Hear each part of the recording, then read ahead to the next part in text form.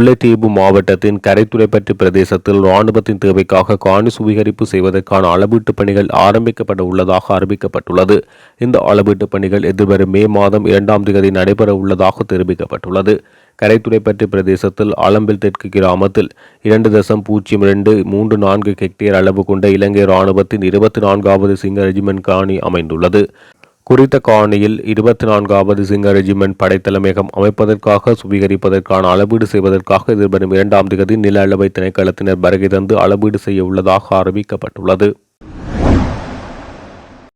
மஹிந்த ராஜபக்ச, கோட்டபாய ராஜபக்ச ஆகியோரை போல் ரணில் விக்ரமசிங்கவும் தமிழ் மக்களின் எதிரி என ஐக்கிய மக்கள் சக்தியின் பாராளுமன்ற உறுப்பினரும் எதிர்க்கட்சியின் பிரதம கொறடாவுமான லக்ஷ்மன் கிரியல்ல தெரிவித்துள்ளார். குறித்த விடயத்தை எதிர்வரும் ஜனாதிபதி தேர்தல் தொடர்பில் கருத்துரைக்கும் போது அவர் தெரிவித்துள்ளார். அத்தோடு எதிர்வரும் ஜனாதிபதி தேர்தலில் ரணில் விக்ரமசிங்க போட்டியிட்டால் அவருக்கு எதிராகவே வடக்கு கிழக்கு மற்றும் மலையக தமிழ் மக்கள் வாக்களிப்பார்கள் என அவர் குறிப்பிட்டுள்ளார். ஜனாதிபதி தேர்தலில் சிங்கள மக்கள், தமிழ் மக்கள் மற்றும் முஸ்லிம் மக்களின் ஆதரவுடன் ஐக்கிய மக்கள் சக்தியின் தலைவர் சயித் பிரேமதாசா வெற்றியடைவார் என்ற நம்பிக்கை வெளியிட்டுள்ள கிரியல்ல சயித்தின் ஆட்சியில் அரசியல் தீர்வு காணப்படும் என உறுதியளித்துள்ளார். சயித் பிரேமதாசா இப்போது மக்கள் பக்கமே நிற்பார் எனவும் அவர் எந்த அரசியல் தலைவருடனும் பகிரங்க விவாதத்துக்கு தயாராக இருக்கின்றார் என அவர் குறிப்பிட்டுள்ளார். தமிழ் மக்களின் பிரச்சினைகளை தீரா பிரச்சனையாக வைத்திருந்து அரசியல் ஆதாயம் தேடுவோரின் விருப்பமே தமிழ் பொது வேட்பாளரை நிறுத்தும் முயற்சி என அமைச்சர் டக்ளஸ் தேவானந்தா தெரிவித்துள்ளார். எதிர்வரும் ஜனாதிபதி தேர்தலில் ஒப்பீட்டளவில் வல்லவராகவும் நல்லவராகவும் தன்னை நிரூபித்துள்ள ரணில் விக்ரமசிங்கவின் வெற்றியை தமிழ் மக்களின் வெற்றியாக மாற்றும் வகையில் ஈழ மக்கள் ஜனநாயக கட்சியின் செயற்பாடுகள் அமைய வேண்டும் என தெரிவித்துள்ளார். ஈழ மக்கள் ஜனநாயக கட்சியின் யாழ் மாவட்ட அமைப்பாளர் மற்றும் முக்கியஸ்தர்களுடன் அண்மையில் இடம்பெற்ற கலந்துரையாடலின் போது செயலாளர் நாயகத்தினால் குறித்த விடயம் வலியுறுத்தப்பட்டுள்ளது.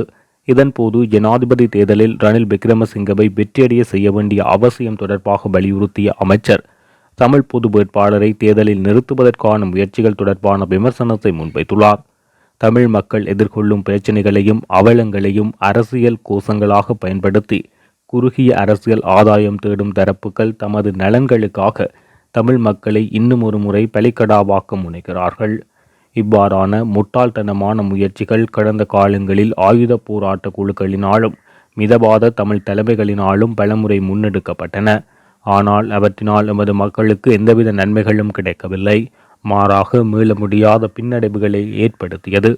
எனினும் நடைமுறை சாத்தியமான சிந்தனையோ சரியான வேலை திட்டத்தினை முன்வைத்து அதற்காக உழைக்கும் குணாம்சமோ இல்லாதவர்கள் எமது மக்களை உணர்ச்சியூட்டும் தோற்றுப்போன வழிமுறையை மீண்டும் கையில் எடுத்து தம்மை அரசியலில் நிலைநிறுத்த முனைகிறார்கள். ஆனால் இபிடிபி ஆகிய நாங்கள் எமது மக்களுக்கு சரியான வழியை காட்டுகின்ற தனித்துவமான தரப்பு என்ற அடிப்படையிலேயே ஜனாதிபதி தேர்தலை கையாள வேண்டும். மக்கள் எதிர்கொள்ளுகின்ற அன்றாட பிரச்சினைகள் முதல் அபிவிருத்தி உள்ளடங்களான அரசியல் தீர்வு வரையான 3 மக்களுக்கு முன்னுரிமை அடிப்படையில் தீர்வுகளை முன்வைக்கக்கூடிய ஒருவராக தற்போதைய ஜனாதிபதி ரணில் விக்ரமசிங்க காணப்படுகிறார். கடந்த 2 வருடங்களாக பல்வேறு விடயங்களில் அவை நிரூபிக்கப்பட்டு இருக்கின்றன. அதற்கு நாம் கட்டி வளர்த்துள்ள தேசிய நல்லிணக்கமும் கணிசமான பங்களிப்பை செய்துள்ளது. எனவே அடுத்த ஜனாதிபதி தேர்தல் என்பது தமிழ் மக்களை வெற்றியின் பங்காளர்களாக அடையாளப்படுத்தும் வகையில் எமது செயற்பாடுகளும் மக்களுக்காக அதன் மூலம் தமிழ் மக்களின் அபிலாசைகள் அடைவதற்கான வழியை பிரகாசமாக்க முடியும் என தெரிவித்துள்ளார். பல ஆண்டுகளாக ஆட்சியாளர்களால் தொடர்ந்து மறுக்கப்பட்டு வந்த தமிழ் மக்களின் அதிகாரத்திற்கான நியாயமான உரிமையை நாங்கள் உறுதி செய்வோம் என ஜேவிபியின் தலைவர் அனுர்குமார திசாநாயக்க தெரிவித்துள்ளார். இலங்கையின் இனப்பிரச்சினைக்கு நிரந்தர தீர்வுகளை பெற்றுக் கொடுத்து தேசத்தை மீண்டும் கட்டியெழுப்ப முடியும் என கட்சி என்ற அடிப்படையில் நாங்கள் நம்புகிறோம் என தெரிவித்துள்ளார். மாகாண சபை முறைமையினால் இனப்பிரச்சினைக்கு நிரந்தர தீர்வை பெற்றுத்தர முடியாது. ஆனால் அது தங்களின் உரிமை என தமிழ் மக்கள் கருதுகின்றனர். மாகாண சபை முறைமை தொடர வேண்டும் என அவர் தெரிவித்துள்ளார். 2019ஆம் ஆண்டு வெளியான எங்களின் கொள்கை குறித்த ஆவணத்திலும் இது குறித்து தெரிவித்துள்ளோம். 13வது திருத்தம் மற்றும் மாகாண சபைகள் குறித்து எங்கள் நிலைப்பாட்டை நாங்கள் தெரிவித்துள்ளோம். எனினும் நான் மீண்டும் உங்களுக்கு இதனை தெளிவுபடுத்துகின்றேன். நாட்டின் இனப்பிரச்சினைக்கு மாகாண சபை முறைமை முழுமையான தீர்வு என நாங்கள் கருதவில்லை. எனினும் மாகாண சபைகள் கடந்த 3 தசாப்தங்களுக்கு மேல் நாட்டில் காணப்பட்டுள்ளது. எங்கள் கட்சியும் மாகாண சபை தேர்தல்களில் போட்டியிடுவது குறித்த ஆர்வத்தை வெளிப்படுத்தியுள்ளது. வடக்கு கிழக்கு மக்கள் மாகாண சபைகளை தங்களின் உரிமைகளில் ஒன்று என கருதுகின்றனர். மாகாண சபை முறைமை தொடர வேண்டும் என நாங்கள் கருதுகின்றோம். மாகாண சபை முறைமை மாத்திரம் இந்த விவகாரத்துக்கு தீர்வை காண்பதற்கு போதுமானதல்ல என்பதை நான் ஏற்கனவே தெரிவித்துள்ளேன். இலங்கையில் பல வருடங்களாக அரசியல் என்பது ஒரு சமூகத்தை மற்ற சமூகத்துடன் மோத விடுவதாக காணப்படுகின்றது. உதாரணத்துக்கு 2019 ஜனாதிபதி தேர்தலில் கோட்டபய ராஜபக்சவின் வெற்றி என்பது முழுமையாக முஸ்லிம் சமூகத்துக்கு எதிரான கோஷத்தினை அடிப்படையாக கொண்டமைந்தது. எங்கள் நாட்டின் வரலாறு முழுவதும் அரசியல் வெற்றிக்காக சமூகத்தின் ஒரு பகுதியினரை மற்ற தரப்பினருக்கு எதிராக திருப்பிவிடும் செயற்பாடு இடம்பெற்றுள்ளது. அரசியல் கட்சிகள் அவை எந்த சமூகத்தை சேர்ந்தவையாக இருந்தாலும் சரி, அதிகாரத்தை கைப்பற்றுவதற்காக சில சந்தர்ப்பங்களில் மக்கள் மத்தியில் பதற்றத்தை தூண்டியுள்ளது. எங்கள் அரசியல் முற்றுமுழுதாக இதிலிருந்து வேறுபட்டது. மிகவும் நெருக்கடியான தருணத்தில் நாங்கள் தேசிய ஐக்கியம், இன ஐக்கியம் ஆகியவற்றுக்கு குரல் கொடுத்திருக்கின்றோம். ஆகவே இனப்பிரச்சினைக்கு தீர்வை காண்பதற்கான முதல் நடவடிக்கையாக சமூகங்களை பிரிப்பதற்கு பதில் அனைத்து சமூகங்களையும் ஒன்றிணைக்கும் அரசியல் முறையை உருவாக்க வேண்டும் என தெரிவித்துள்ளார். நல்லிணக்க ஆணைக்குழுவை ஸ்தாபிப்பதற்கான முயற்சிகள் ஆக்கப்பூர்வமானவையாக தென்பட்டாலும் உள்நாட்டில் பாதிக்கப்பட்டோர் உள்ளடங்களாக சகல தரப்பினர் மத்தியிலும் நம்பிக்கையை கட்டியெழுப்பதற்கு அரசாங்கம் நடவடிக்கை எடுப்பதை உறுதிப்படுத்த வேண்டும் என புலம்பெயர் தமிழர் அமைப்புகளின் பிரதிநிதிகள் இடைக்கால செயலகத்தின் கொள்கை பிரிவு தலைவர் ஜுவி தங்கராஜாவிடம் சுட்டிக்காட்டியுள்ளனர். நாட்டில் உண்மை, ஒற்றுமை மற்றும் நல்லிணக்க ஆணைக்குழுவை ஸ்தாபிக்கும் பணிகள் அரசாங்கத்தினால் தீவிரமாக முன்னெடுக்கப்பட்டு வரும் நிலையில் அதற்குரிய பூர்வாங்க நடவடிக்கைகள் ஒருங்கிணைக்கும் விதமாக கலாநிதி அசங்க குடவன்ச தலைமையில் இயங்கி வரும் உண்மை மற்றும் நல்லிணக்க பொறிமுறையின் இடைக்கால செயலக அதிகாரிகள் அண்மையில் வடகிழக்கு மாகாணங்களுக்கு விஜயம் மேற்கொண்டு பல்வேறு தரப்பினருடன் சந்திப்புகளை நடத்தினர். அதேபோன்று தெற்கிலும் குறிப்பாக கொழும்பை தளமாக கொண்டு இயங்கி வரும் சிவில் சமூக அமைப்புகளின் பிரதிநிதிகள் மற்றும் புத்திஜீவிகளை சந்தித்து உத்தேச உண்மை, ஒற்றுமை மற்றும் நல்லிணக்க ஆணைக்குழு சட்டமூலம் தொடர்பில் கலந்துரையாடல்களை முன்னெடுத்தனர். இவ்வாறானதொரு பின்னணியில் உண்மை மற்றும் நல்லிணக்க பொறிமுறைக்கான இடைக்கால செயலகத்தின் கொள்கை பிரிவு தலைவர் ஜூபி தங்கராஜா கடந்த வாரம் லண்டன் மற்றும் பாரிஸ் ஆகிய நகரங்களை தளமாக கொண்டு இயங்கி வரும் புலம்பெயர் தமிழர் அமைப்புகளின் பிரதிநிதிகள் மற்றும் புலம்பெயர் இளைஞர்களை சந்தித்து உத்தேச உண்மை, ஒற்றுமை தொடர்பில் மற்றும் நல்லிணக்க ஆணைக்குழு தொடர்பிலும் விளக்கம் அளித்துள்ளார். அதற்கமைய லண்டனிலும் கடந்த புதன்கிழமை இடம்பெற்ற சந்திப்பில் இலங்கைக்கான புலம்பெயர் தமிழ் அமைப்பின் சார்பில் பிஸ்பலிங்கம் சிவலிங்கம் மற்றும் தமிழ் தகவல் நிலையம் சார்பில் சார்ல்ஸ் ஆண்டனி பிள்ளை ஆகியோர் உள்ளடங்கலாக சிலர் கலந்து கொண்டனர். முல்லைத்தீவு கும்பளமுடி கிராமத்தில் நாட்டார் பாடல்களின் தொகுப்பு இருவட்டு வெளியீட்டு விழா நேற்றைய தினம் சிறப்பாக இடம்பெற்றிருந்தது. முல்லைத்தீவு கும்பளமுடி கிராமத்தில் முழவம் கலியகத்தினால் அமரர் கந்தப்பிள்ளை சண்முகத்தினால் தொகுக்கப்பட்டு நாட்டார் பாடல்கள் இருவட்டு வெளியீட்டு விழா நேற்றைய தினம் மாலை 4 மணியளவில் கும்பளமுடி மகாவித்தியாலய மண்டபத்தில் இடம்பெற்றிருந்தது. குறித்த நிகழ்வில் கலாபூஷணம் அமரர் கந்தப்பிள்ளை சண்முகத்தின் பேரன் பாலகாந்தன் பாலப்பிரசன்னாவால் பாடல் பாடி இருவட்டு வெளியிட்டு வைக்கப்பட்டது. வெளியீட்டு நிகழ்வின் பிரதம விருந்தினராக பாராளுமன்ற உறுப்பினர் மனோ கணேசன், சிறப்பு விருந்தினராக முல்லைத்தீவு மாவட்ட செயலாளர் உமா மகேஸ்வரன் மற்றும் கரைத்துறை பெற்ற கோட்டக்கல்வி பணிப்பாளர் புஷ்பநாதன், ஓய்வு நிலை உபபீடாதிபதி பார்த்திபன், சட்டத்தரணி தனஞ்சயன், ஓய்வு நிலை ராணுவ மேஜர் ஜெனரல் சூரிய பண்டாரு, முல்லைத்தீவு போலீஸ் நிலைய பொறுப்பதிகாரி கும்பளமுனை மகாவித்தியாலய அதிபர் ஜெயவீரசிங்கம், பிரிகேடியர் சமீட ஆராய்ச்சி கே, அயல் பாடசாலை அதிபர்கள், ஆசிரியர்கள், கலைஞர்கள், மாணவர்கள், பொதுமக்கள், கிராம மட்ட பிரதிநிதிகள், கிராம மக்கள் என பலரும் கலந்து கொண்டிருந்தமை குறிப்பிடத்தக்கது. இந்த சினிமா என்ற பாரம்பரிய கலை வந்துவிட்டது. சினிமா கலை ஏனைய கலைகளை எல்லாம் மழுங்கடிக்கிறது அல்ல தூக்கி வீசுகிறது என்ற மாதிரியான ஒரு கருத்தும் ஆங்காங்கே நிலவு. நான் கூட அதை ஏற்றுக்கொள்ள மாட்டேன். சினிமா என்பது அனைத்து கலைகளையும் உள்வாங்கி அது பெருமிதப்படுத்தும் ஒரு சினிமா என்பது ஒரு களஞ்சிய கலை வடிவமாகும். அங்கே பாடலாசிரியருக்கும் இடம் இருக்கிறது, பாடகருக்கும் இடம் இருக்கிறது, கதாசிரியருக்கும் இடம் இருக்கிறது, நடிகருக்கும் இடம் இருக்கிறது, இசைஞருக்கும் இடம் இருக்கிறது. எல்லா கலை வடிவங்களையும் ஒன்றுபடுத்தி களஞ்சியப்படுத்தி அதை திரையிட்டு காட்டி உலகிற்கு முன்பு செல்லக்கூடிய ஒரு நவீன கலை வடிவம்தான் சினிமா. ஆகவே இன்று தமிழகத்தை எடுத்துக்கொண்டால், சென்னையை எடுத்துக்கொண்டால், அங்கே பிரபலமான தமிழ் சினிமாக்களை எல்லாம் தயாரிப்பாளர்களாக, விநியோகஸ்தர்களாக பெயர் பதித்துக் கொண்டிருப்பவர்கள் இலங்கையில் சென்றிருக்கக்கூடிய எங்களது புலம்பெயர்ந்த தமிழர்களாக இருக்கின்றார்கள். ஒன்றிலிருந்து புலம்பெயரும் தமிழர்கள் டொரண்டோ கனடாவிலோ அமெரிக்காவிலோ ஐரோப்பாவிலோ ஆஸ்திரேலியா வரை மேற்கிலிருந்து கிழக்கு வரை கிழக்கிலிருந்து மேற்கு வரை வடக்கிலிருந்து தெற்கு வரை தமிழ் திரைப்படங்களை அவர்கள் பார்த்து ரசித்துக் கொண்டிருக்கின்றார்கள். அதை அடிப்படையாக கொண்டு எங்கள் நாட்டவர்கள் திரைப்பட தயாரிப்பாளர்களாக விநியோகஸ்தர்களாக தடம் வைத்துக் கொண்டிருக்கின்றார்கள், புகழ்பெற்றுக் கொண்டிருக்கின்றார்கள். நான் இங்கே கூறும் இந்த வார்த்தை, நாட்டும் இந்த உரை ஊடகங்கள் மூலமாக அவர்களை சென்று அடைய வேண்டும் என நினைக்கின்றேன். நீங்கள் ரஜினிகாந்த்களையும் கமலஹாசன்களையும் விஜய்களையும் அஜித்குமார்களையும் நீங்கள் வளர்த்து வருவது மகிழ்ச்சித்தான். அதே வேளையில் நீங்கள் உங்கள் கலை வடிவம் மூலமாக எங்கள் மண்ணின் மைந்தர்களாக பிரசன்னாக்களையும் வளர்த்து விடுங்கள் என்று குறிப்பிட விரும்புகிறேன். அது உண்மை. இதுதான் உங்கள் மண், நீங்கள் பிறந்த மண் இதுதான். ஆகவே அங்கே அவர்களை வளர்க்க வேண்டாம் என்று சொல்லவில்லை.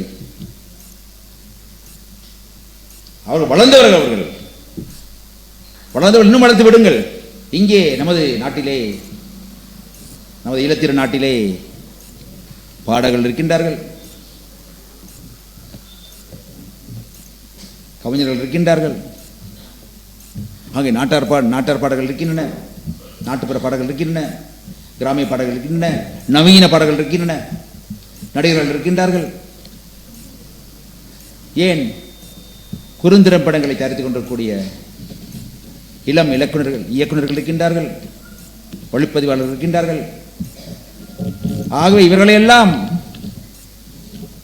வளர்த்துவிட வேண்டிய கடப்பாடு உங்களுக்கு இருக்கின்றது. ஆகவே கோடம்பாக்கத்து கலை உலகை கட்டி காந்து கொண்டிருக்கும் நம்மவர்களே, நீங்கள் நம்மவர்களையும் கண் திறந்து பாருங்கள் என்ற அந்த இடத்திலே இந்த நாட்டின் ஒரு பாராளுமன்ற உறுப்பினர், தலைநகரத்தின் ஒரே தமிழ் நாடாளுமன்ற உறுப்பினர் என்பது மட்டுமல்ல, தமிழ் முற்போக்கு கூட்டணி என்ற முற்போக்கு சிந்தனை கொண்ட தமிழர்களின் அரசியல் அணியின் தலைவராக அந்த இடத்தில் நான் நிச்சயமாக கோரி வைக்க விரும்புகிறேன். ஊடகவியலாளர் தராக்கி சிவராம் அவர்களின் 19ஆம் ஆண்டு நினைவேந்தல் நிகழ்வு வவுனியா ஊடக அமையத்தின் ஏற்பாட்டில் இன்று அனுஷ்டிக்கப்பட்டது.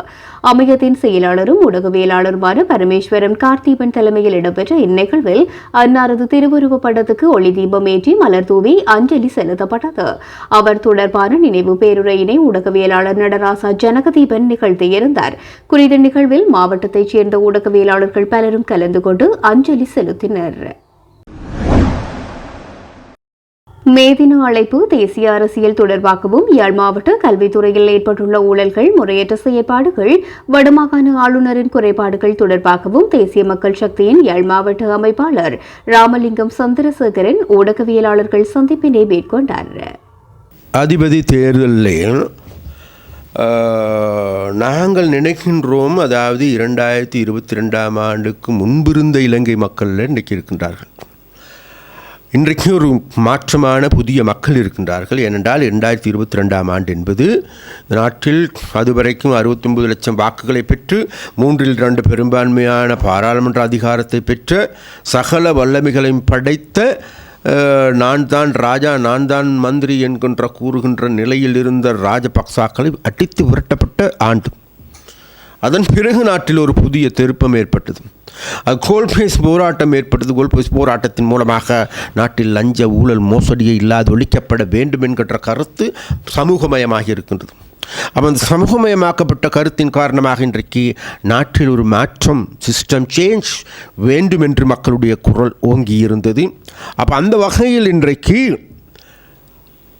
எதிர்வரும் அந்த வகையில் அவர்கள் அடித்து விரட்டிய போதிலும் கூட அவர்கள் எதிர்பார்த்த அந்த சமூக மாற்றத்தை, சிஸ்டம் சேஞ்சை செய்து கொள்ள முடியாது போய்விட்டது. இருந்த போதிலும் கூட இன்றைக்கு அந்த கொள்ளைக்காரனுக்கு பதிலாக இன்னொரு கொள்ளைக்காரர்கள் வந்து நாட்டை நாசம் செய்து கொண்டிருக்கின்றான் என்று மக்கள் நன்கு உணர்ந்திருக்கின்றார்கள். அதனால் இந்த கொள்ளைக்காரனுடைய கூட்டத்துக்கு கும்பலுக்கு முற்றுப்புள்ளி வைக்க வேண்டும். அதற்காக ஜனாதிபதி தேர்தலை மக்கள் எதிர்பார்த்து கொண்டிருக்கின்றார்கள். அந்த ஜனாதிபதி தேர்தலிலே பலரும் போட்டியிடுவதாக கூறப்படுகின்றது. ஆனால் யார் எவர் போட்டியிட்டாலும் நிச்சயமாக வெற்றி பெறப்போவது தேசிய மக்கள் சக்தி தான். அதற்கு பல்வேறு கருத்து கணிப்புகள், மக்களுடைய அபிப்பிராயம், உலகத்தினுடைய அபிப்பிராயம், உலகவாழ் இளைஞருடைய அபிப்பிராயம், உலகத்தில் இருக்கின்ற டயஸ்போராக்களுடைய அபிப்பிராயம், அனைவருடைய அபிப்பிராயம் இன்றைக்கு மாற்றம் ஒன்று தேவை. அந்த மாற்றத்தை செய்யக்கூடிய வல்லமை தேசிய மக்கள் சக்தியிடம் இருக்கின்றது. அதனால் தேசிய மக்கள் சக்தியை நாங்கள் மற்றவர்கள் அனைவரையும் பரிசித்து பார்த்திருக்கின்றோம். அதனால் நாங்கள் தேசிய மக்கள் சக்தியை பரிசித்து பார்ப்போம் என்கின்ற முடிவினை மக்கள் எடுத்திருக்கின்றார்கள். அதனால் எங்களுடைய வெற்றி உறுதி. அதே போன்று இங்கே இருக்கின்ற தமிழ் கட்சிகள் பொது வேட்பாளர் அல்லது இவ்வாறான கதைகளும் அடிப்படுகின்றது. நாங்கள் சொல்லுகின்றோம், இலங்கையில் வாழ்கின்ற மக்களுக்கு, விசேடமாக தமிழ் மக்கள் மத்தியில் இன்றைக்கு பொது வேட்பாளர், தனி வேட்பாளர், தமிழ் வேட்பாளர் என்று கூறப்பட்ட போதிலும் கூட ஜனாதிபதி தேர்தலின் பொழுது மக்களுடைய முடிவே மகேசனின் முடிவு என்பார்கள். அதனால் இவர்கள் என்ன ஆட்டமாடினாலும் மக்கள் இன்றைக்கு அவர்கள் மீதான வெறுப்பு அதிகரித்திருக்கின்றது. அதன் காரணமாக ஜனாதிபதி தேர்தல் மக்கள் தன்னிச்சையான முடிவினை எடுப்பார்கள். அவன் தன்னிச்சையான முடிவு என்பது நாட்டினுடைய தேசிய அரசியலில் இன்றைக்கு முன்னிலை வகிக்கின்ற, அதே நேரத்தில் நாட்டு மக்களுடைய குரலாக மாறியிருக்கின்ற அனுரகுமார திசாநாயக்காவை யாழ்ப்பாணத்தில் இருக்கின்ற மக்கள் அரவணைத்துக் கொள்வதற்கு இன்றைக்கும் தயாராக இருக்கின்றார்கள். அந்த வகையில் இந்த தமிழ் வேட்பாளர் பொது வேட்பாளர் என்ற கதை என்பது ஒரு கதையாக மாத்திரமே இருக்கின்றது. இதுவரைக்கும் அது வெறும் கதையாகவே முடிந்துவிடும் என்பதுதான் இன்றைக்கு இங்குள்ள மக்களுடைய அபிப்பிராயமும் கூட. அதே போன்று மற்ற பக்கம் எடுத்து பார்க்கின்ற பொழுது ரணிலா, நாமலா அல்லது சஜித்னா இவனுங்க எல்லாருமே ஒரே குட்டையில் ஊறிய மட்டைகள். இவர்கள் அனைவருடைய கதை, அரசியல், அவர்களுடைய அரசியல் சகாப்தம் இதோடு முடியப் போகின்றது. அதனால் புது யுகம் மலரப்போகின்றது. அது மறுமலர்ச்சிக்கான யுகம். அந்த மறுமலர்ச்சிக்கான யுகத்தை தேசிய மக்கள் சக்தியின் வெற்றி மூலமாக நிரூபிக்கப்படும் என்றே நாங்கள் கருதுகின்றோம். மே தினம் மிகவும் முக்கியமான மே தினமாகும். அதேபோல் இது எங்களுக்கு தேசிய மக்கள் சக்திக்கு மிக மிக முக்கியமான மே தினமாகும். தேசிய மக்கள் சக்தியினுடைய முதலாவது மே தினம், அதே நேரத்தில் இது ஒரு எங்களுடைய கடைசி மே தினமாகவும் இருக்கலாம். ஏனென்றால் அடுத்த வருடம் இடம்பெறுகின்ற மே தினம் என்பது தேசிய மக்கள் சக்தியின் அரசாங்கத்தின் கீழ் இடம்பெறப் போகின்ற மே தினமாகும். அதனால் அது மாத்திரமல்ல, இன்றைக்கு எங்களுக்கு எல்லோருக்குமே தெரியும் நன்றாக, இந்த மே தினம் நினைவு கூறப்படுகின்ற நாள் என்பது மே மாதம் என்பது அடுத்து ஜூன், ஜூலை மாதம் 15ஆம் திகதிக்கு பிறகு இலங்கையில் ஜனாதிபதி தேர்தலுக்கு திகதியை அறிவிப்பதற்கான அதிகாரம் தேர்தல் ஆணையகத்துக்கு செல்கின்றது. அது மாத்திரமல்ல, இந்த வருடம் அக்டோபர் மாதம் 17ஆம் திகதிக்கு முன்பு ஜனாதிபதி தேர்தல் நடாத்தப்பட்ட ஆக வேண்டும். அப்போ அந்த ஜனாதிபதி தேர்தலில் மிக தெளிவாக இன்றைக்கு இலங்கையில் வாழுகின்ற மக்கள், தமிழ், சிங்கள, முஸ்லீம், வேகமேலை உள்ளிட்ட அனைத்து மக்களும் இலங்கையில் அந்த 76 வருட சாபக்கேட்டிலிருந்து மீள வேண்டும், புதியதொரு பாதையில் செல்ல வேண்டும் என்கின்ற திடச்சங்கல்பம் பூண்டிருக்கின்றார்கள். அதனால் அவர்களுடைய தெரிவாக இன்றைக்கு தேசிய மக்கள் சக்தியே இருக்கின்றது, திசை காட்டியே இருக்கின்றது. அனுரகுமார திசாநாயக்காவே இன்றைக்கு இலங்கை வாழ் மக்களுடைய அடுத்த ஜனாதிபதிக்கான தெரிவாக இருக்கின்றார்கள். அதற்கான மேற்கொள்ளப்படுகின்ற கருத்து கணிப்புகள் விட்ட அனைத்திலும் அனுரகுமார திசாநாயக்க அவர்கள் வெற்றி பெறுகின்றார். அதே போன்று இடம்பெறுகின்ற தேர்தலிலும் நிச்சயமாக வெற்றி பெறுவது அவருடைய வெற்றியை யாராலும் தடுத்து நிறுத்த முடியாது. அப்போ அந்த வகையில் இந்த மேஞ்சினம் என்பது இலங்கையில் அடுத்த ஆட்சி அதிகாரத்தை தீர்மானிக்கின்ற போகின்ற ஒரு மேதினமாகும்.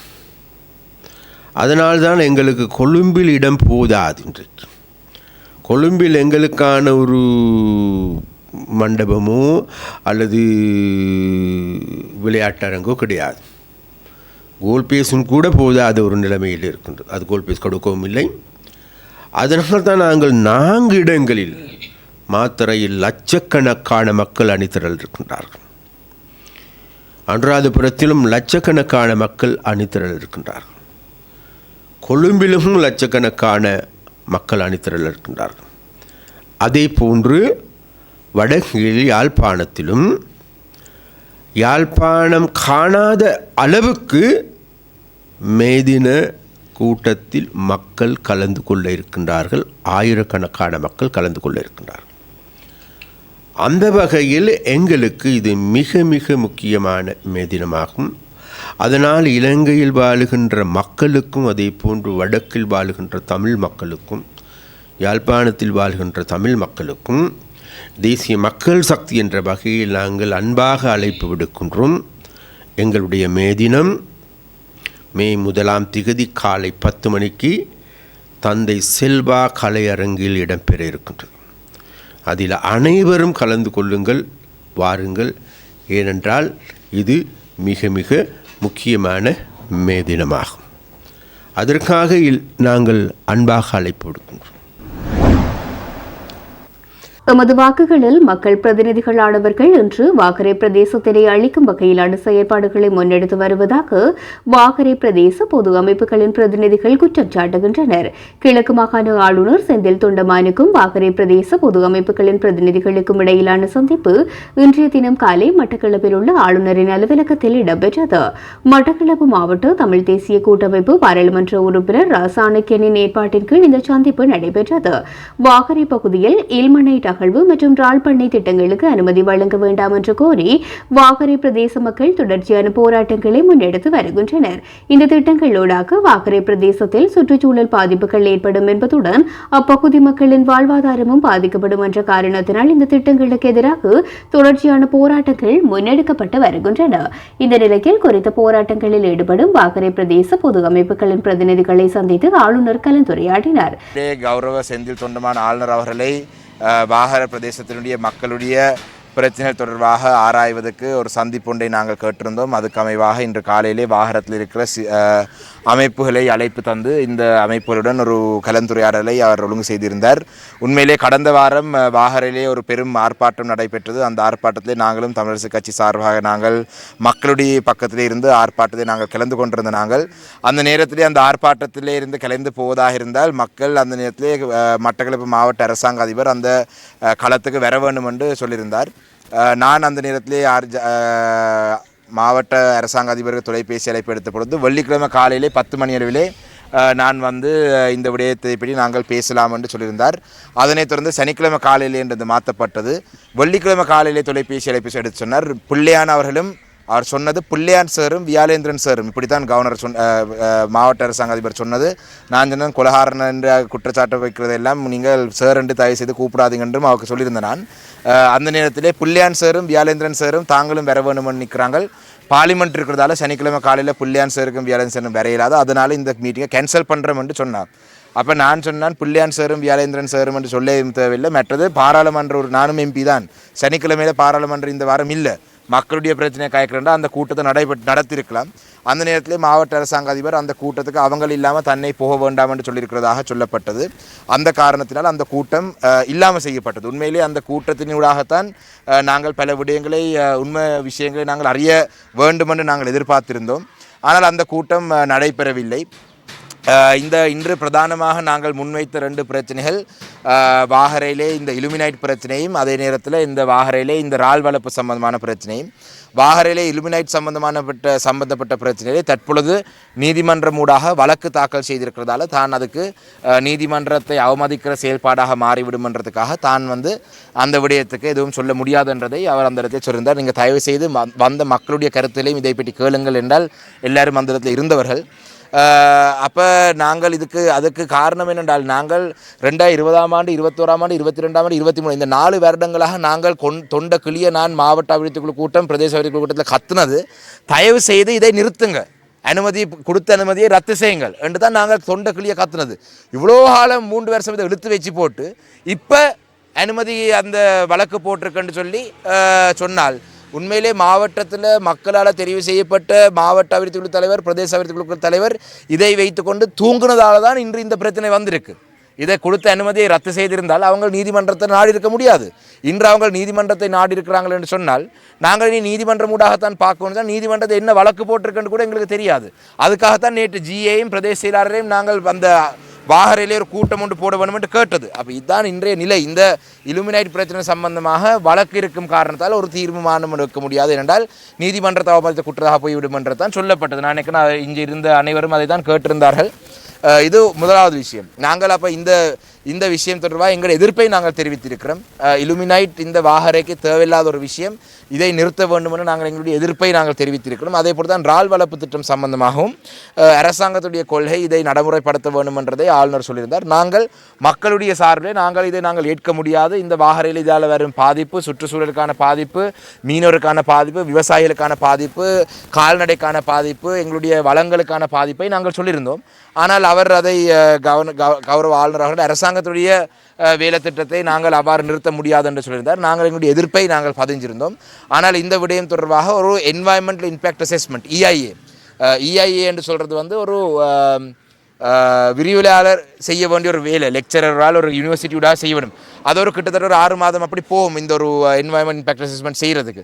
அப்போ ஒரு என்வாயன்மெண்ட் இம்பேக்ட் அசஸ்மெண்ட் செய்தால் தான் இதில் சுற்றுச்சூழலுக்கு இதில் இருக்கிற பாதிப்பை என்னன்றதை நாங்கள் ஆராயலாம் என்றதை நாங்கள் சொல்லியிருக்கோம். இந்த 2 விடயங்களும் தான் அந்த இடத்துல பேசப்பட்டது. நாளைய தினம் மாவட்ட அபிவிருத்தி குழு கூட்டத்திலே இந்த 2 விடயத்தையும் நான் எழுப்புவதாக நான் சொல்லியிருக்கின்றேன். இதிலே எங்களுடைய நிலப்பாடு இந்த 2 திட்டமும் வாகரைக்கு வேண்டாம். அதிலே மக்கள் வாக்களித்த மக்கள் பிரதிநிதிகள் அனைவரும், கௌரவ ஆளுநர் அவர்கள் மக்கள் பிரதிநிதி அல்ல, அவர் ஜனாதிபதியுடைய பிரதிநிதியாக தான் இந்த மாகாணத்தில் இருக்கிறார். அப்போ அவர் அரசாங்கத்துடைய கொள்கை இது என்று சொல்லலாம். ஆனால் இந்த மாவட்டத்திலே தெரிவு செய்யப்பட்ட பிரதிநிதிகளாகிய நாங்கள் எங்களுடைய பாரிய எதிர்ப்பை, இதுக்கு நாங்கள் கண்டனத்தையும் எதிர்ப்பையும் நாங்கள் தெரிவிக்கிறோம். நாளைக்கு மாவட்ட அபிவிருத்தி குழு கூட்டத்திலே மக்களால் தெரிவு செய்யப்பட்ட ஏனைய பிரதிநிதிகளும் இந்த விடயத்துக்கு எதிர்ப்பை தெரிவிக்க வேண்டும். அவ்வாறு ஒட்டுமொத்த மக்களுடைய எதிர்ப்புக்கு மத்தியிலே இந்த செயல் திட்டத்தை அரசாங்கம் முன்னெடுக்குமா இருந்தால் இனி அரசாங்கத்துக்கு இந்த மாவட்டத்தை நாங்கள் சரியான பாடத்தை நாங்கள் போட்ட வேண்டும். இதிலே குறிப்பாக வாகரையில் இருக்கிற மக்களால் பல மக்கள் வாக்களித்து பாராளுமன்றத்துக்கு அனுப்பிய ராஜாங்க அமைச்சர் இதுக்கு துணையாக இருக்கிறார் என்றது தெரியும். ஏன்னா 2020ஆம் ஆண்டு 2021ஆம் ஆண்டு 2022ஆம் ஆண்டு 2023ஆம் ஆண்டு அபிவிருத்தி குழு கூட்டங்களை இதை தடை செய்ய வேண்டும் நாங்கள் கேட்கும் பொழுது மௌனமாக இருந்து அபிவிருத்தி குழு கூட்டங்களை நடத்தாமல் இருந்து இன்று இதுக்கு அனுமதியை வழங்கிவிட்டு இனி நீதிமன்றம் ஊடாகத்தான் நாங்கள் இதுக்கு ஒரு தீர்வு காணக்கூடியும் என்ற ஒரு சூழலுக்கு நாங்கள் தள்ளப்பட்டிருக்கிறோம். அதே போல தான் இந்த இறால் வளர்ப்பு திட்டத்தை பற்றி நாங்கள் பாரிய எதிர்ப்பை தெரிவித்திருக்கிறோம். இந்த இருக்கிற அனைவரும் அதை சொல்லியிருந்தார்கள். ஆனால் நாங்கள் ஒரு ஆளுநருடன் வாக்குவாதப்பட்டு இல்லை இது எங்களுடைய நிலைப்பாடு, அவருடைய நிலைப்பாடு அவர் சொல்கிறார், எங்களுடைய நிலைப்பாடு நாங்கள் சொல்கிறோம். அவருடைய உறுதியான அவருடைய முடிவிலே அவர் உறுதியாக இருந்தால் நாங்கள் ஒன்றும் செய்ய முடியாது. நாங்கள் இது மக்கள் சார்பில் இருந்து நாங்கள் எங்களுடைய பாரிய எதிர்ப்பை இந்த இடத்துல நாங்கள் தெரிவித்து வந்திருக்கிறோம். பொறுத்திருந்து பார்ப்போம் அடுத்த கட்டம் என்ன நடக்கும். நன்றி. என்னென்னு சொன்னால் நாங்கள் கடந்த காலங்களில் 2 ஆள்பாட்டம் பிரதேச செயலத்துக்கு பிரதேச செயலகத்தில் ஒரு ஆள்பாட்டம் செஞ்சுருந்தோம். அதில் மாவட்ட செயலாளர் வரணும் என்று சொல்லியிருந்தோம்.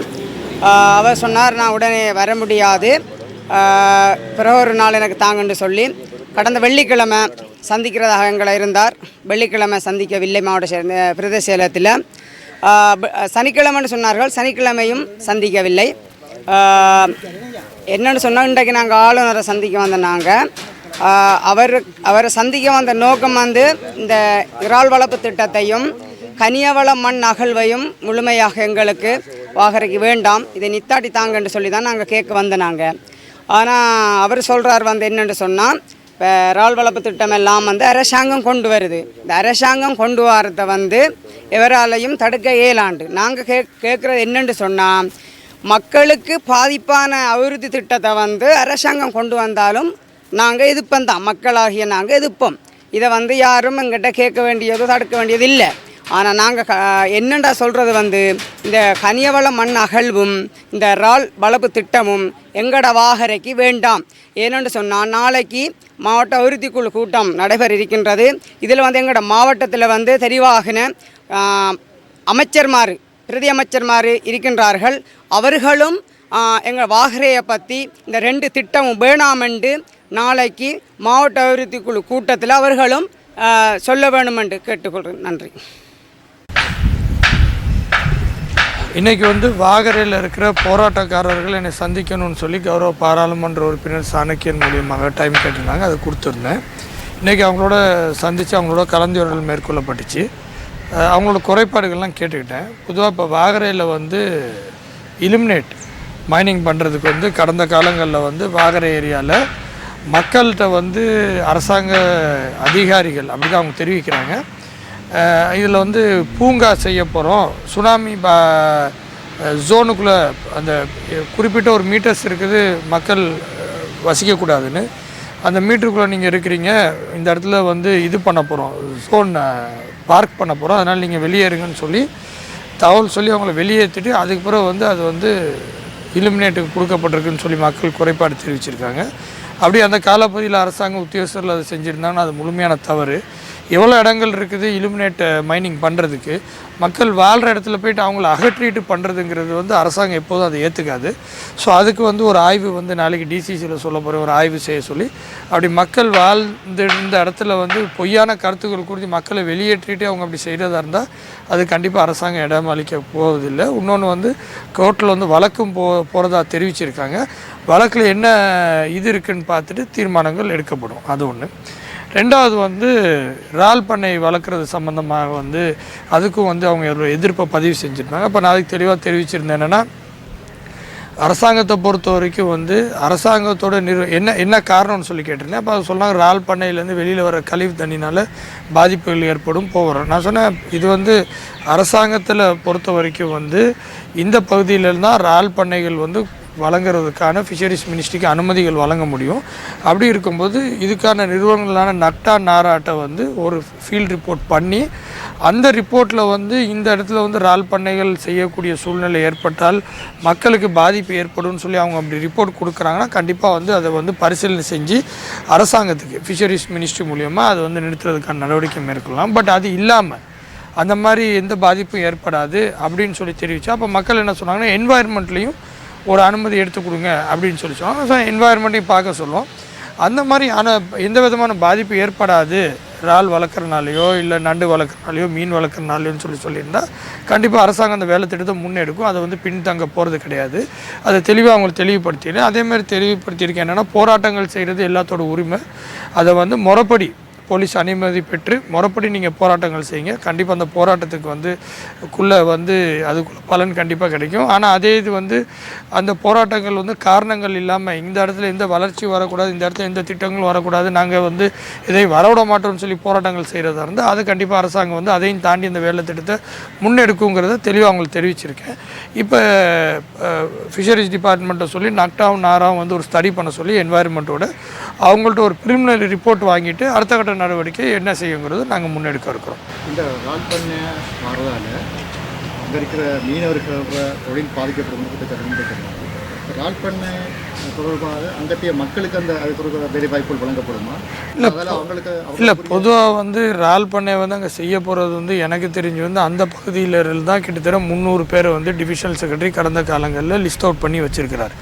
அந்த 300 பேரில் இருக்கிறவங்களில் வந்து ஒரு 50 பேர் கிடைக்கல, 250 பேர் கிடைக்கிது, இல்லை 100 பேர் கிடைச்சிருக்கு, 200 பேர் கொடுக்கல, இந்த மாதிரி குறைபாடுகள் அவங்க சொன்னால் அதை ஏற்றுக்கலாம். பட் அந்த 300 பேருக்குமே வழங்குறதுக்கான நடவடிக்கை தான் எடுத்துக்கொள்ளப்பட்டிருக்குது. பட் கிடைக்காத அதில் அப்ளிகேஷன் போடாமல் கிடைக்காதவங்க போராட்டங்கள் முன்னெடுத்திருக்காங்க. பட் அவங்களையும் கூப்பிட்டு அவங்களுக்கு மாற்று வழிகள் என்னென்ன செய்ய முடியுங்கிறத நாங்கள் செய்யலான்னு இருக்கும். ஏன்னா பொதுவாக வந்து எல்லோரும் வளர்ச்சி அடையணும். வாகரையை பொறுத்த வரைக்கும் வாகரை பகுதியில் இருக்க அனைத்து மக்களும் வளர்ச்சி அடையணும். அதுக்கு தேவையான அனைத்து வேலை திட்டங்கள் முன்னெடுக்க தான் இருக்கிறோம். மக்களுக்கு பாதிப்பாக எந்த வேலை திட்டத்தையும் நாங்கள் முன்னெடுக்க மாட்டோம். பட் அது வந்து கருத்து வந்து அந்தந்த சம்மந்தப்பட்ட டிபார்ட்மெண்ட்லேருந்து வந்த ரிப்போர்ட்டை பொறுத்து தான் நாங்கள் முடிவெடுக்க முடியும் தவிர மக்கள் போராட்டம் பண்ணுறாங்க அதனால் நாங்கள் எங்கள் முன்னெடுக்கிற வேலை திட்டத்தை நிறுத்துகிறோன்னு சொல்லி செய்ய முடியாது. ஸோ நக்டா நாரா என்வாயர்மெண்ட்லேருந்து ஒரு ப்ரிலிமினரி ரிப்போர்ட் கேட்டிருக்கேன். அந்த ரிப்போர்ட் வந்த உடனே அதை பேஸ் பண்ணி அடுத்த கட்ட நடவடிக்கை முன்னெடுப்போம். திருகோணமலை பட்டினமும் சூழலும் பிரதேச செயலக பிரிவிற்குட்பட்ட முத்துநகர் பகுதியில் விவசாய காணிகளை அபகரித்து அந்நிய நாடுகளுக்கு விற்க வேண்டாம் என கோரி கவனஈர்ப்பு போராட்டம் ஒன்று இன்று இடம்பெற்றது. 1972 ஆண்டு ஸ்ரீபாபு பண்டாரநாயக்க ஆட்சி காலத்தில் அப்போதைய பிரதி அமைச்சராக செயல்பட்டு மறைந்த மர்ஹூம் AL அப்துல் மஜீதால் முத்துநகர் பகுதியில் மீள்குடியேற்றப்பட்டது.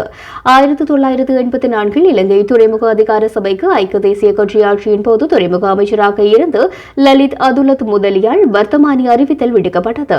ஆனால் மக்களுக்கு இதுவரை காடியுரித்து பத்திரம் வழங்கப்படவில்லை எனவும் துறைமுக அதிகார சபையினர் தங்களை தொடர்ந்தும் அச்சுறுத்துவதாகவும் ஆர்ப்பாட்டத்தில் ஈடுபட்ட மக்கள் தெரிவிக்கின்றனர்.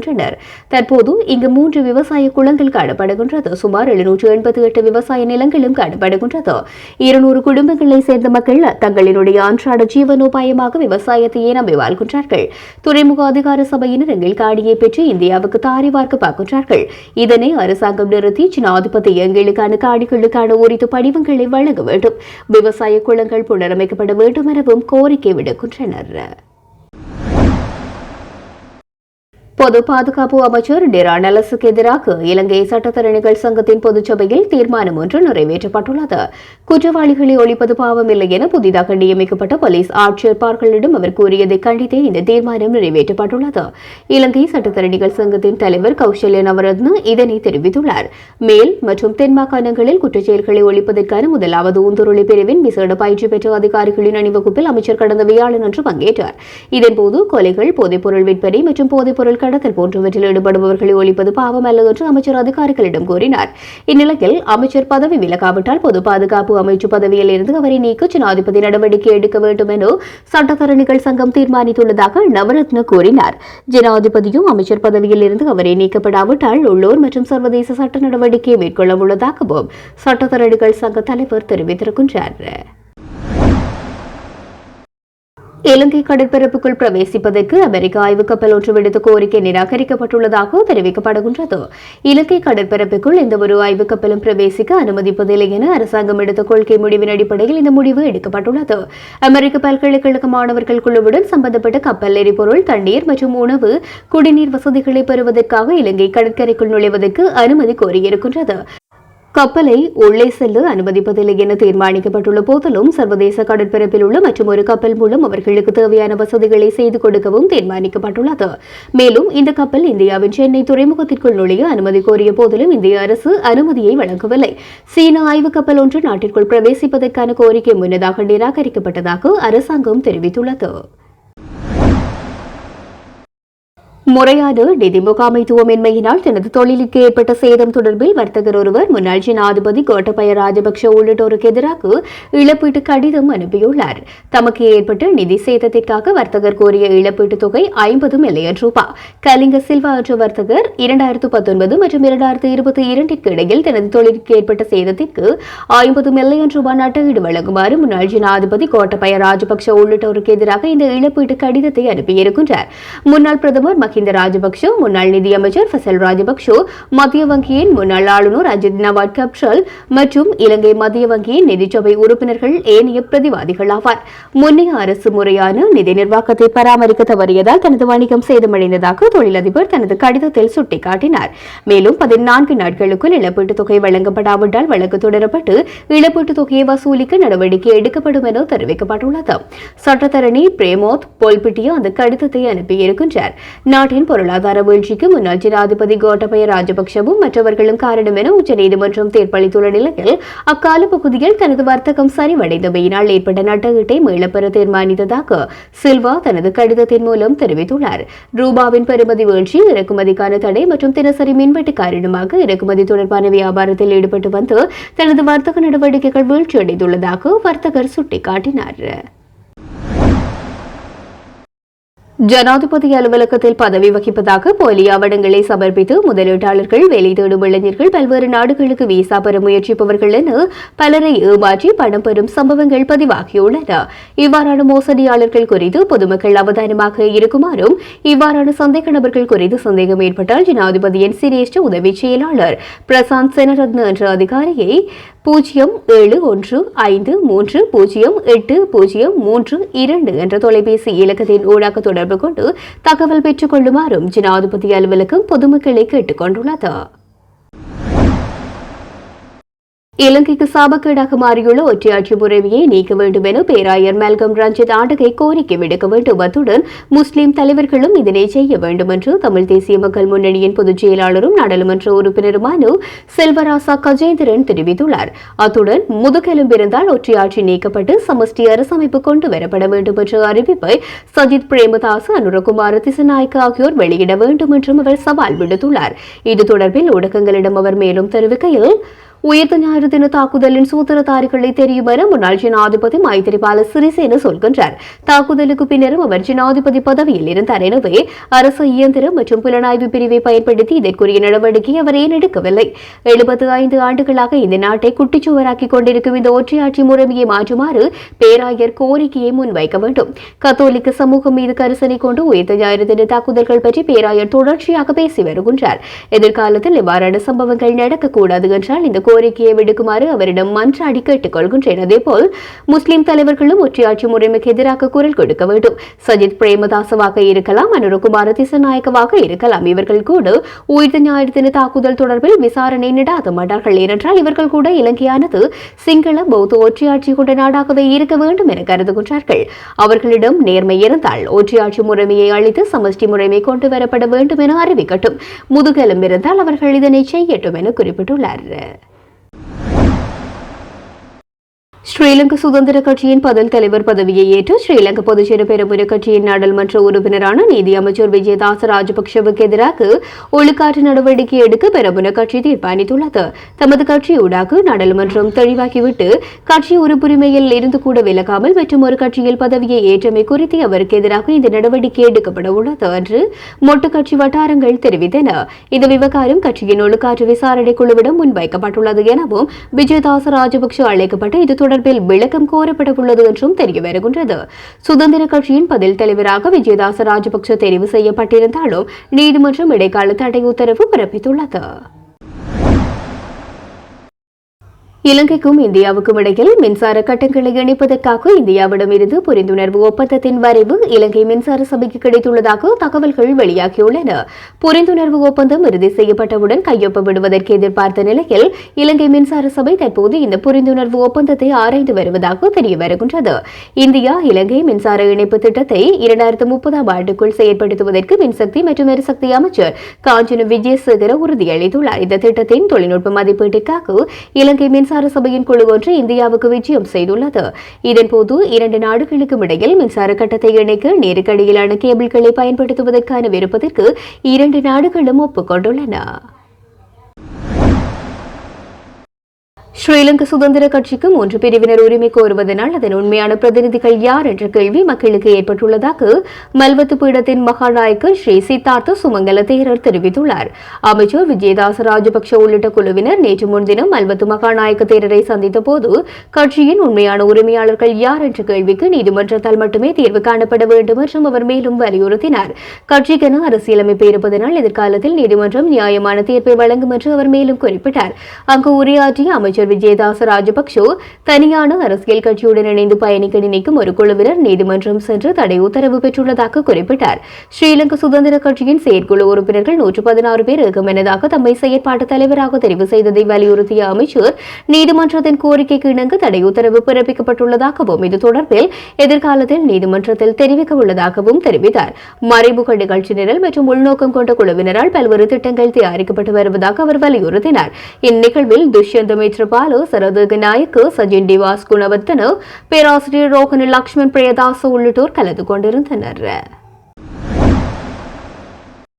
18 லட்சம் தமிழ் மக்களின் வாக்குகள் உள்ள நிலையில் ஜனாதிபதி தேர்தலில் தமிழ் பொது வேட்பாளர் ஒருவரை களமிறக்கும் போது சர்வதேசத்துக்கு செய்தியொன்றை சொல்ல முடியும் என பாராளுமன்ற உறுப்பினர் சிவஞானம் ஸ்ரீதரன் தெரிவித்துள்ளார். கிளிநொச்சி நாதன் குடியிருப்பு விளையாட்டு மைதானத்தின் பொது அமைப்புகளின் பிரதிநிதிகளை சந்தித்த போது குறித்த விடயத்தை அவர் தெரிவித்துள்ளார்.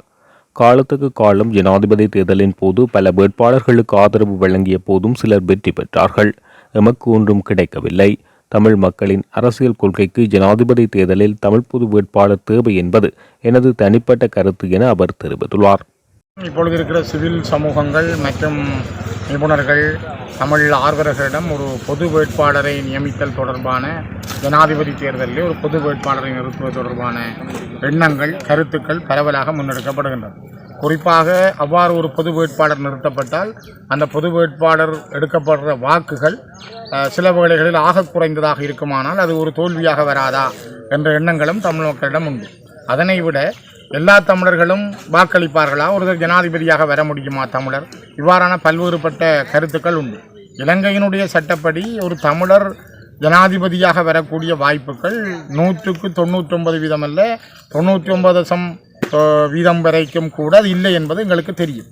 ஆனால் தமிழர்கள் தங்களுடைய தேசிய அபிலாஷைகளை, அரசியல் அபிலாஷைகளை வெளிப்படுத்துவதற்கு ஒரு களமாக இந்த ஜனாதிபதி தேர்தலை ஏன் பயன்படுத்தக்கூடாது என்கிற எண்ணம் பரவலாக எல்லோரிடம் இருக்கின்றது. அந்த வகையில்தான் நான் கட்சி ரீதியாக இல்லை, என்னுடைய தனிப்பட்ட கருத்தாக நான் முன்வைப்பது, நாங்கள் ஒரு பொது வேட்பாளரை நிறுத்தி எங்களுக்கான தேசிய அபிலாஷைகளை, இணைந்த வடகிழக்கில் தமிழ் மக்களுக்கான நிரந்தரமான கௌரவமான நீடித்து நிலைக்கக்கூடிய ஒரு அரசியல் தீர்வை சிங்கள மக்களுக்கும் சர்வதேச சமூகத்துக்கும் சொல்லுது. எங்களுக்கு நடைபெற்ற இன அழிப்புக்கு ஒரு நீதி விசாரணை வேண்டும் என்பதை சர்வதேச சமூகத்துக்கு முன்வைத்தல், இந்த அடிப்படை கொள்கைகளை வெளிப்படுத்தும் வகையிலே ஒரு பொது வேட்பாளரை நிறுத்தி அந்த பொது வேட்பாளர் கூடாக இந்த செய்தியை உலகத்தை கொண்டு செல்லுதல், அது இலங்கையினுடைய சட்டத்துக்குட்பட்ட வகையில் நாங்கள் அந்த தேர்தலை சந்திக்கின்றதாக இது இருக்கும் என்ற வகையில் தான் இந்த கருத்துக்கள் முன்வைக்கப்படுகின்றன. இலங்கையிலே குறிப்பாக இலங்கை தமிழ் வாக்காளர்கள் 2023ஆம் ஆண்டு கணக்கெடுப்பின்படி 18,88,000 வாக்காளர்கள் இருக்கின்றார்கள். அதேபோல 7,07,000 மலையக வாக்காளர்கள் இருக்கிறார்கள். 15,50,000 முஸ்லீம் வாக்காளர்கள் இருக்கிறார்கள். இவ்வாறு கிட்டத்தட்ட இந்த 40 லட்சம் வரையான தமிழ் பேசும் மக்களுடைய வாக்குகள் இலங்கையிலே உண்டு. 40 லட்சமும் எங்களுக்கு ஒரு பொது வேட்பாளருக்கு அளிப்பார்கள் என்று நான் சொல்ல வரவில்லை. ஆனால் இதிலே இருக்கின்ற வடக்கிலே குறிப்பாக யாழ்ப்பாண மாவட்டத்தில் 5,84,000 வாக்காளர்களும் மற்றும் கிழக்கு மாகாணத்திலே கிட்டத்தட்ட தமிழர்கள் தமிழ் வாக்குகளாக ஒரு 6 லட்சம் வாக்குகளும், வன்னி மாவட்டத்திலே 3 லட்சம் வரையான வாக்குகளும் வடக்கு கிழக்கிலே உண்டு. இதனை விட நாங்கள் ஒரு வேட்பாளரை நிறுத்துகிற பொழுது தமிழ் மாவட்டங்கள், நாங்கள் தமிழர்கள் அதிகமாக வாழுகின்ற கண்டி, மாத்தளை, நுவரெலியா போன்ற மாவட்டங்களை விடுத்தும் கூட ரத்தினபுரி, அவிசாவளை, கம்பகா, கொழும்பு போன்ற இடங்களில் இருக்கிற தமிழர்கள், சிலாபம், புத்தளம் போன்ற இடங்களில் இருக்கிற தமிழர்கள் கடந்த காலங்களில் குமார் பொன்னம்பலம் அவர்கள் ஜனாதிபதி தேர்தல் கேட்ட பொழுதும் அவர்கள் வாக்களித்திருக்கிறார்கள். ஆகவே வாக்காளர்கள் தங்களிடம் இருக்கின்ற தமிழ் வாக்காளர்கள், தமிழ் மக்கள் தங்களுக்கான தேசிய அபிலாஷையை, அரசியல் அபிலாஷையை வெளிப்படுத்துகின்ற ஒரு களமாக ஏன் இந்த பொது வேட்பாளரை நிறுத்தக்கூடாது என்ற எண்ணம் எல்லோரிடம் இருக்கிறது. இது தொடர்பான என்னுடைய தனிப்பட்ட கருத்தை தான் நான் பதிவு செய்கிறேனே தவிர, இது தொடர்பாக இறுதி முடிவு ஒரு பொது வேட்பாளருக்கு செல்வதா, அல்லது யாருக்கு நாங்கள் ஆதரவு அளிப்பது, அல்லது நாங்கள் இவ்வாறு இந்த ஜனாதிபதி தேர்தலை எதிர்கொள்வது தொடர்பாக எங்களுடைய கட்சியினுடைய மத்திய குழுவும் பொதுக்குழுவும் தான் முடிவெடுக்குமே தவிர நாங்கள் தனிப்பட்ட ரீதியாக முடிவெடுப்பதல்ல. ஆனால் நான் ஒரு கருத்துக்களின் அடிப்படையில், பொதுமக்களிடம் இருக்கிற எண்ணங்களின் அடிப்படையில் இந்த விடயத்தை முன்வைக்க நான் விரும்புகிறேன்.